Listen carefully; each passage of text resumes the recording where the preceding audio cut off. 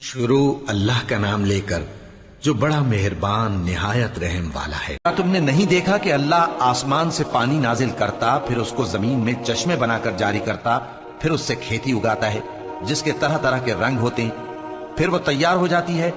बस तुम उसको देखते हो कि जर्द हो गई है, फिर उसे चूरा चूरा कर देता है।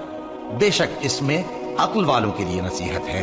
भला जिस शख्स का सीना अल्लाह ने इस्लाम के लिए खोल दिया हो, सो वो अपने परवरदिगार की तरफ से रोशनी पर हो, तो क्या वो सख्त दिल काफिर की तरह हो सकता है?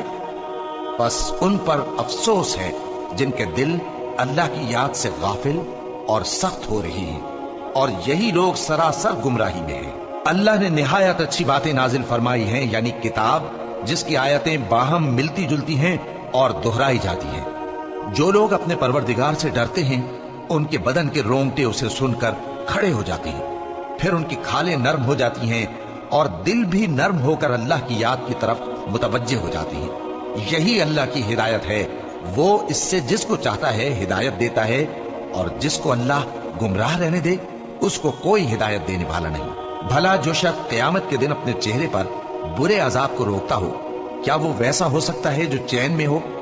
और जालिमों से कहा जाएगा कि जो कुछ तुम करते रहे थे अब उसके मजे चखो। जो लोग इनसे पहले थे उन्होंने भी तकजीब की थी, तो उन पर अजाब ऐसी जगह से आ गया कि उनको खबर ही न थी। फिर उनको अल्लाह ने दुनिया की जिंदगी में रसवाई का मजा चखा दिया, और आखिरत का अजाब तो बहुत ही बड़ा है। काश ये समझ रखते। और हमने लोगों के समझाने के लिए इस कुरान में हर तरह की मिसालें बयान की हैं ताकि वो नसीहत हासिल करें। ये कुरान अरबी है जिसमें कोई ऐब और इख्तिलाफ नहीं, ताकि वो डर माने। अल्लाह एक मिसाल बयान करता है कि एक शख्स है जिसमें कई आदमी शरीक हैं मुख्तलिफ मिजाज के, और एक आदमी पूरे का पूरा एक शख्स का गुलाम है।